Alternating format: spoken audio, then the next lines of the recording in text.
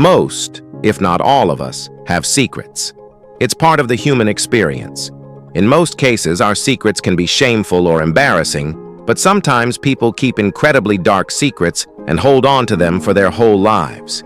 Then, just as they are about to leave their mortal coil, they decide to unburden themselves and reveal the truths they've hidden for so long. Whether it's to seek forgiveness, clear their conscience, or simply leave a shocking legacy, these confessions can be as haunting as they are revealing.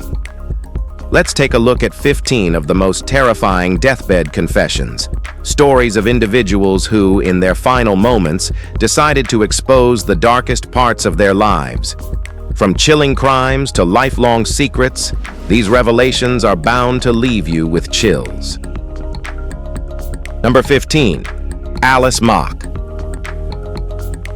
In November 1986, 76-year-old Alice Mock of Middletown, Delaware, asked her neighbor to come over. She was dying and needed to unburden a dark secret she had carried for over a decade. Mock confessed that in 1975, she invited Wayman Campbell Jr. back to her apartment after a night of drinking. When he passed out, she stole his money but panicked at the thought of being caught. Fearing both exposure and eviction due to racial prejudice, she, a white woman, had an African-American man in her home. Mock called the police and falsely accused Campbell of rape and robbery. We mean, what the heck? Campbell, faced with the choice of risking a 45-year sentence or pleading guilty for 15 years, reluctantly chose the latter, despite his innocence.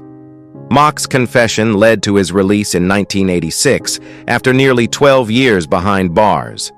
It's a tragic reminder of the profound damage false accusations can inflict, even decades later. Number 14. Mark Chopper Reed.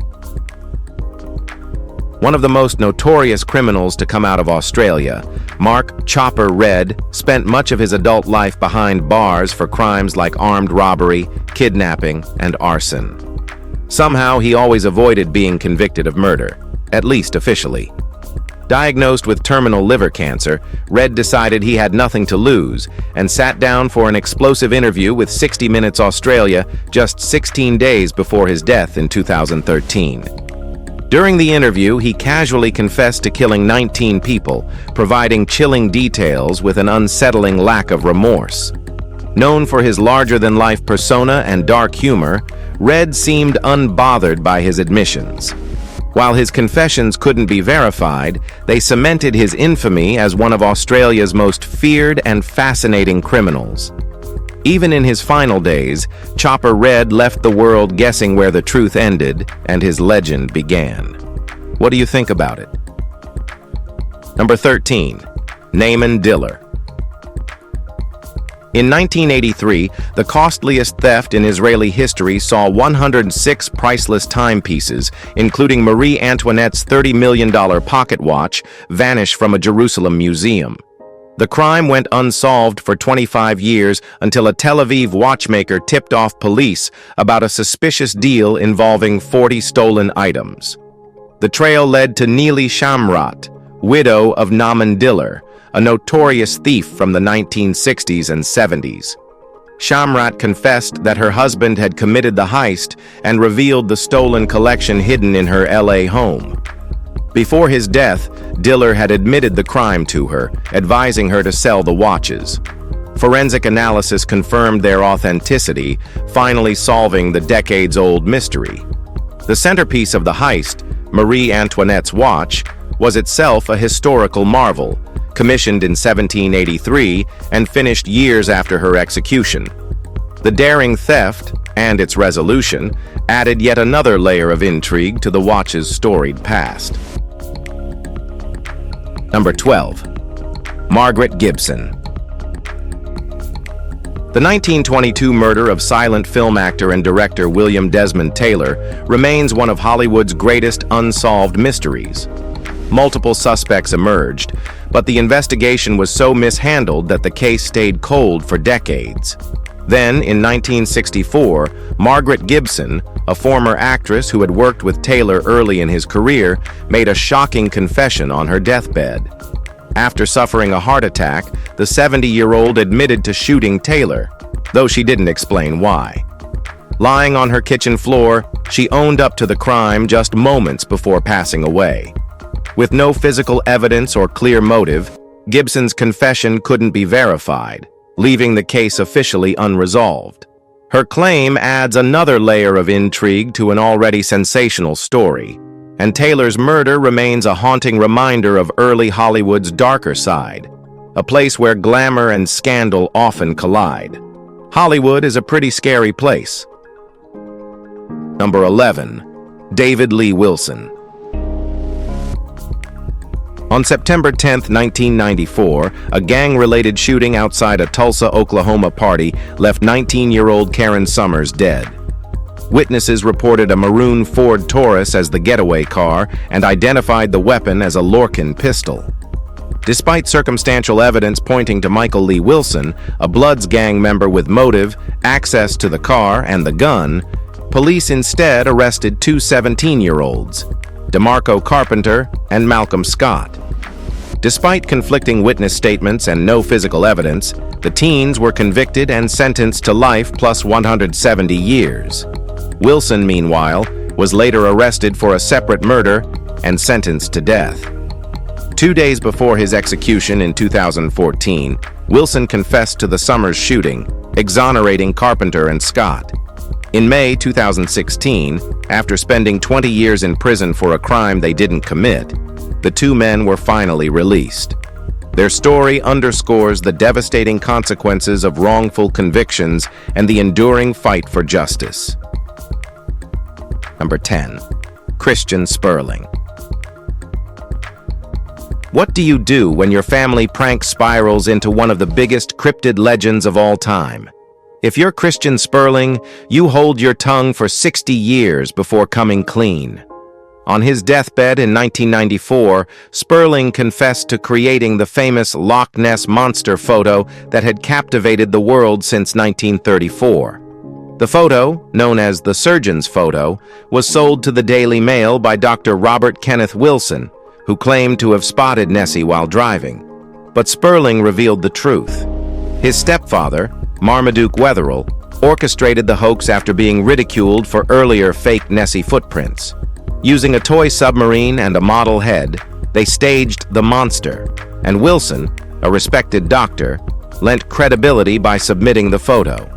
Even with this confession, some Nessie believers refused to let go of the legend.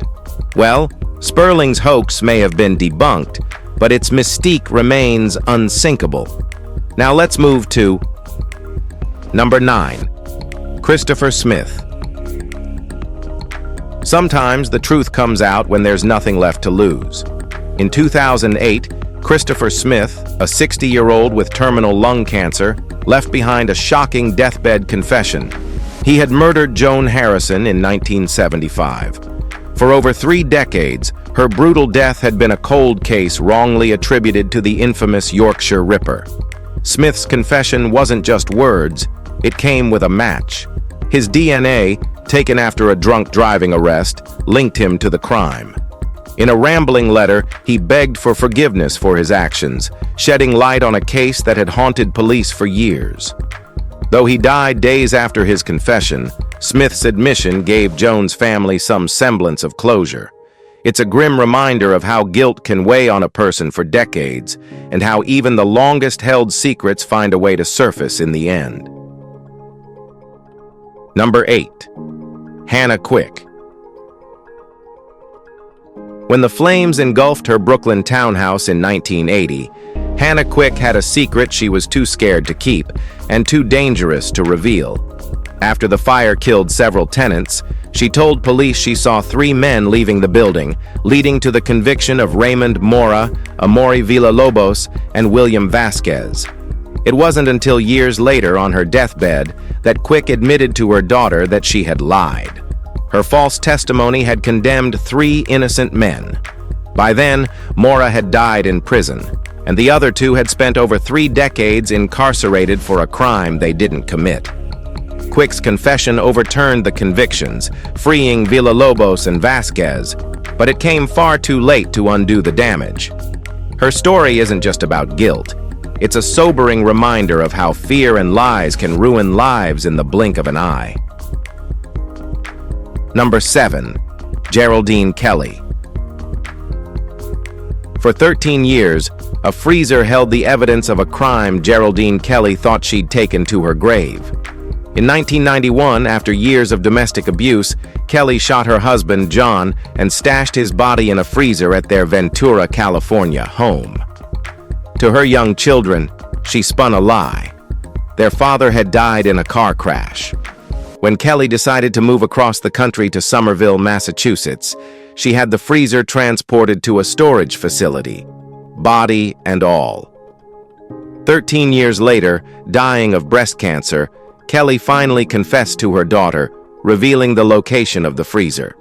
Authorities recovered John's mummified remains and identified him by his distinctive tattoos. Kelly's confession left many questions unanswered. Was it an act of remorse or a way to protect her children from discovery? Either way, her story is a chilling testament to how far some will go to escape their past. Number 6. Tor Heppsen. It took 27 years for the truth to surface, but for Fritz Moen, it came too late. Convicted in the 1970s for the murders of Torunn Finstad and Sigrid Heggheim in Norway, Moen spent 18 years in prison for crimes he didn't commit. Deaf and with limited communication skills, he was coerced into confessions during interrogations without proper interpretation. In 2005, Tor Heppsen, a convicted felon, confessed on his deathbed to the murders. He named both victims and described his crimes to nurses and police just before passing away. The confession exonerated Moen, but he had died months earlier, never knowing he'd been cleared. Moen's case is one of Norway's most infamous miscarriages of justice. Today, discussions about a statue honoring him remind us of the criminal justice system's heavy responsibility to protect the innocent and how devastating its failures can be. All right, now hold on tight because from here on out, these deathbed confessions will take you on a wild ride, a ride through the dark side of humanity. Number 5. James Brewer. In 1977, James Brewer was arrested in Tennessee for killing his neighbor Jimmy Carroll in a jealous rage. But instead of facing trial, Brewer jumped bail, fled to Oklahoma, and built a new life with his wife under the aliases Michael and Dorothy Anderson. For over 3 decades, the couple lived quietly, becoming active in their local church, where Brewer's wife even started a Bible study group. In 2009, after suffering a serious stroke, Brewer believed his days were numbered. Overcome by guilt, he asked his wife to call the police so he could confess. With her help, since his stroke had impaired his speech, he admitted to the murder. But life had one more twist for Brewer. He didn't die. After recovering, he surrendered to authorities in Tennessee. His pastor remarked, "They've been in their own prison for 30 years. Whether that was enough penance is still up for debate." Number 4. Julian Alman. Not every deathbed confession involves murder. Sometimes it's a theft with a legacy of intrigue. In 1936, 20-year-old nightclub musician Julian Alman stole a Stradivarius violin from the dressing room of virtuoso Bronislaw Huberman at Carnegie Hall. Huberman had swapped violins during intermission, and when he returned, the prized Stradivarius was gone. Altman spent decades performing with the stolen violin, even playing for presidents as part of the National Symphony Orchestra. But in 1985, gravely ill and in prison for unrelated crimes, he confessed the truth to his wife. He directed her to the Stradivarius, which was hidden at their home, along with newspaper clippings about the theft. 2 years after his death, she returned the violin to Lloyd's of London in exchange for a $263,000 finder's fee.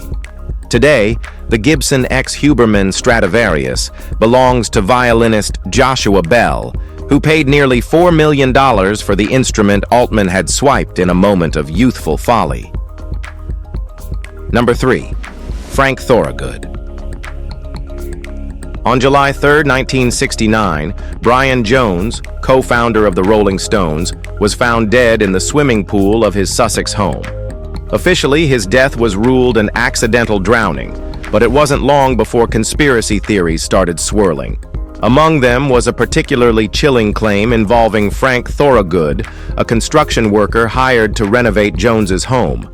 Thorgood, recommended by the band's chauffeur Tom Keelock, was reportedly the last person to see Jones alive. Decades later, as Thorgood lay on his deathbed, he allegedly confessed to Keelock, saying, "It was me that did Brian. I just finally snapped." The confession raised questions about whether Jones's death was truly accidental or the result of foul play. Sadly, with both Thorgood and Keelock now deceased, and Keelock later denying the confession, this mystery remains unresolved. Did Thorgood's frustration boil over into murder, or was it simply a tragic accident? The truth, it seems, is lost to time. Number 2. Christian Bonkovsky. The Brabant Killers, a gang of ruthless robbers, terrorized Belgium's Brabant province in the 1980s, killing 28 people in violent heists before vanishing in 1985. For decades, their identities remained a mystery, until 2017, when the brother of Christian Bonkovsky claimed his dying sibling had confessed to being the Giant, the gang's alleged leader. Bonkovsky, a retired police officer, reportedly made the admission on his deathbed in 2015. His family said he struggled with guilt, revealing his involvement in the gang's atrocities only as his life came to an end. The confession initially seemed like a breakthrough in one of Belgium's most infamous cold cases. However, forensic DNA later disproved the claim, leaving the Brabant Killers' identities as elusive as ever.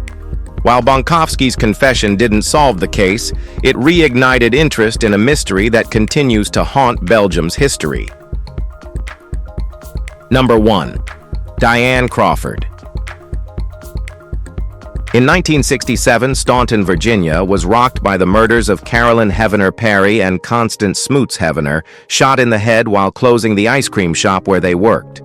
Police suspected a robbery, as $138 was missing, but the case went cold for over 40 years. In 2008, dying of heart failure and kidney disease, Diane Crawford finally confessed. She admitted that she had gone to the store that night to tell her co-workers she couldn't work the next day.